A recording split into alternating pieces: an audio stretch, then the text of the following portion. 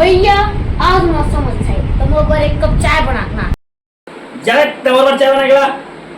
अरे चाय भैया चाय। काय अरे चाय भैया चाय। काय अरे मैं माथा भी लगे चाय भैया चाय। उतना मत लो अरे चाय। जाता हूँ दूध चाय लाने दूध चाय भैया दूध चाय। हाँ दूध चाय। गाय दूध ना दूध चाय। अरे दूध गाय निकालते पाउडर दूध का डालते।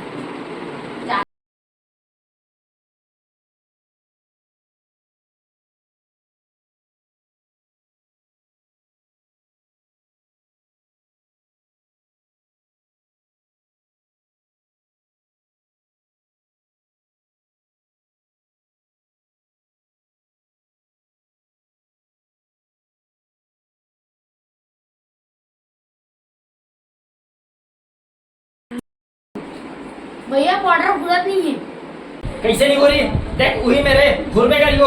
पाउडर कैसे नहीं हो रही पाउडर तो घुरबे करी। चाप चाय बना जल्दी अब टाइम लगा दे।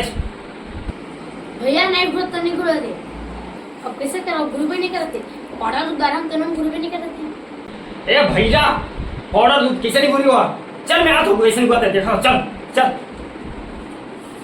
आप तो देख घुल भी नहीं करते पाउडर आता तेनों में देख पाउडर आता तेनों में घुलते।